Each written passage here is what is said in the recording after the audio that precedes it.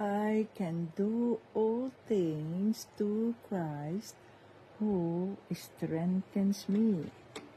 I can do all things through Christ who strengthens me. Hallelujah. Praise the Lord Jesus Christ. Good morning, Team Jesus! Welcome dito sa Team Jesus Members Daily Short Testimonies. Ito si Tita Vets. Ayan. Ngayon ay August 11, 2025. Praise the Lord sa kanyang kabutihan. So ito ang ang salita ng Diyos na palagi kong pinanghahawakan, mga ka-Team Jesus. Dito ay makikita ito sa Philippians 4:13. So, I can do all things through Christ who strengthens me. Philippians 4:13.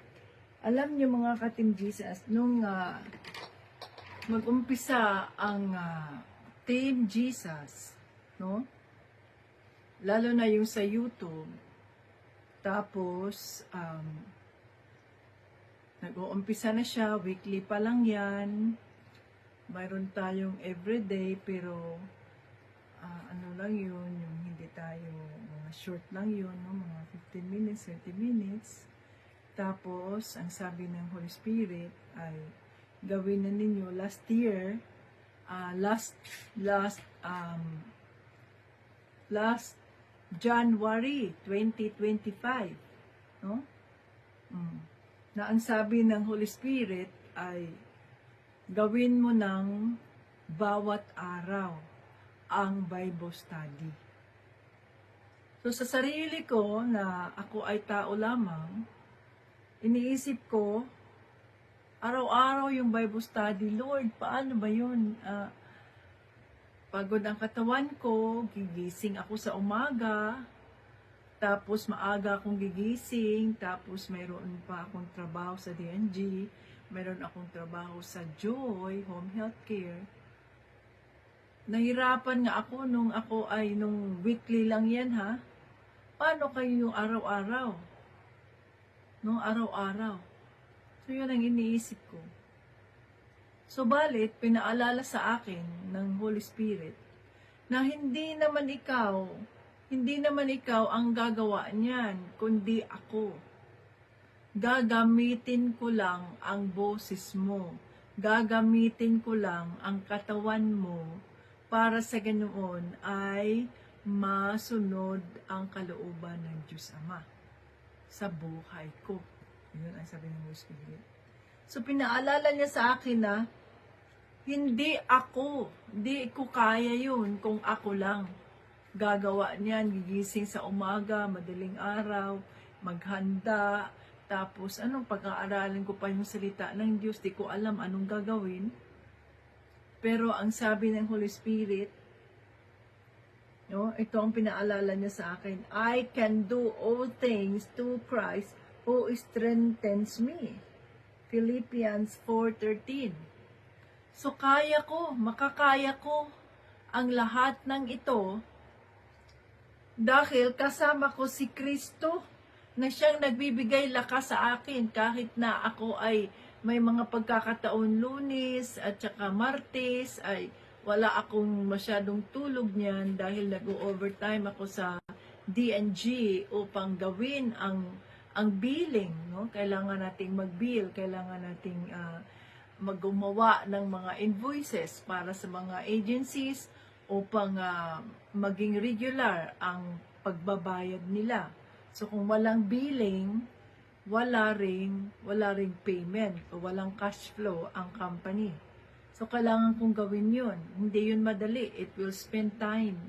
I-check pa natin yung mga visits niyan isa-isa, ang mga sign sheets, tama ba ito, na-submit na ba yan sa system, titingnan ko pa anong tingnan ko anong araw, ganito, ganyan. So, hindi lang isang pasyente tayo, marami tayong mga pasyente, no? Salamat sa Diyos. So, kaya, di madali yun. tapos gigising ng maaga para sa ganoon ay mag-live sa Bible study. But to God be the glory! Hallelujah! God is good. Ngayon, nakaraos tayo January, February, March, April, May, June, July. 7 months. At ngayon ay nasa August na tayo at nakapagpapatuloy ang Team Jesus School of Faith ay nagpapatuloy. To God be the glory and the Lord willing. So, kaya natin sa ating sariling kakayahan, mga ka-Team Jesus. Hindi natin kayang gawin yung lahat ng bagay na ito, yung mga gusto nating gawin, kung wala ang Diyos. At kung hindi ito ay para sa kanyang kapurihan. Kaya kailangan,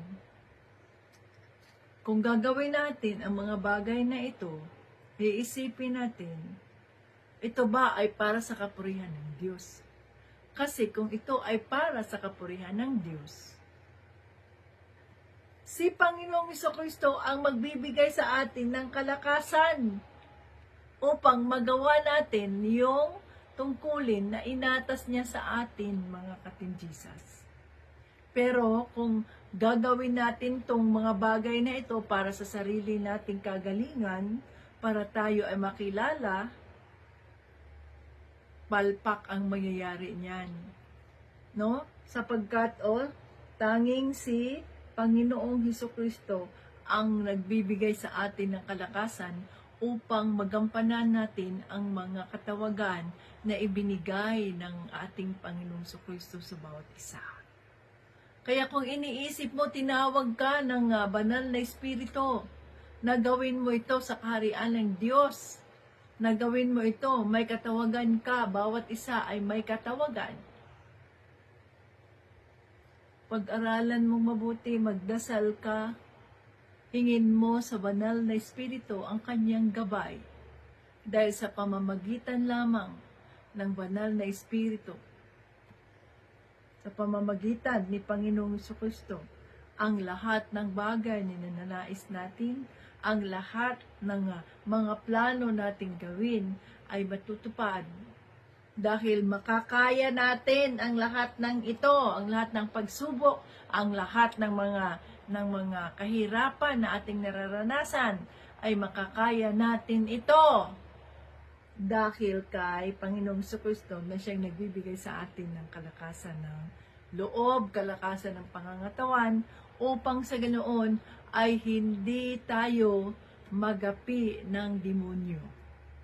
Kaya kung sino man kayo ngayon na nahihirapan, na napapagod, na nawawala na ng pag-asa, dahil sa tingin mo ay you are overwhelmed, sa tingin mo hanggang paliig na itong ginagawa mo, hanggang paliig na itong problema mo sa buhay mo. Kapatid, pangahawakan mo ang pangako ng Diyos sa Philippians 4 verse 13. I can do all things through Christ who strengthens me. Oh, hallelujah. Pangahawakan mo yan, tayuan mo yan, pangahawakan natin yan, tayuan natin yan para sa kapurihan ng Diyos. At ito ay mangyayari kapag ang ating Panginoong Kristo ang mapurihan, kapag ang Diyos Ama ang mapasalamatan, kapag mga kaluluwa ang madadala natin sa kaharian ng Diyos. Kaya huwag tayong mawala ng pag-asa, maniwala tayo sa mga pangako ng ating Panginoong Jesucristo. Tayuan natin ang ating pananampalataya at patuloy tayong magalak anuman ang mga pagsubok na ating hinaharap sa bawat araw, sapagkat hindi tayo nag-isa. Kasama natin si Panginoong Jesucristo, kaya nating gawin ang lahat ng bagay na ito, sapagkat siya ang ating lakas. Oh, hallelujah! Praise the Lord, Jesus Christ! Salamat po, Panginoong Jesucristo. To you be all the glory and honor, Father, in Jesus' name. Hanggang sa muli, Jesus loves us. Bye-bye.